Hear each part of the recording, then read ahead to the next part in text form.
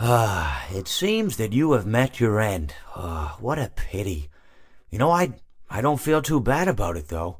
After all, if it weren't me, it would have just been one of the others, I guess. I'm honestly just glad to be out of those air ducts. It's not easy for a hippopotamus to fit up there, and not easy to get down either, and not as young as I used to be, as you can see. I used to be able to do all the sorts of things. You're young, you're vibrant, you have that sort of pep in your step. It reminds me of a conversation I was having with one of my good friends, Orville.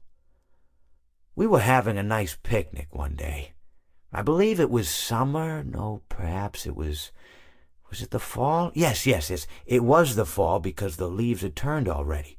But I said to Orville, I says, Orville, I have a story to tell you. And Orville looked at me, kind of odd and said, what's it about? I said to him, not every story has to be about something, Orville. Sometimes a person just wants to talk. Why does everything have to be a story? I said to him. He just looked at me and he said, well, you said you had a story, and he was quite right. I did, in fact. I told him I had a story. I suppose if a person just wants to talk, then it's best to not announce that you're telling a story. Telling a story does come with its own pressures and expectations, I suppose. After all, if you're just talking to a friend, then there's no more expectations than if you were talking into the wind. Words by themselves aren't expected to carry, aren't expected to stick. But if you announce you're telling a story, well then, there'd better be a point to it all, No one wants to sit and listen to someone ramble on and on and on with absolutely no end in sight.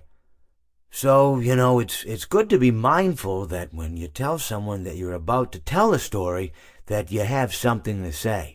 Telling someone that you're going to tell them a story is tantamount to asking them to stop what they're doing and pay attention.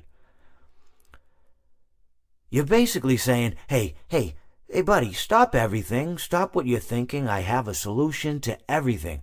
And, well, I didn't really have any story to tell. In hindsight, I probably just misspoke when I said that I had a story.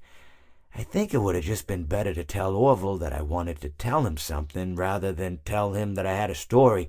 But even then it might have put too much importance on the whole thing. Either way, it was quite a nice day. I remember that we were drinking tea.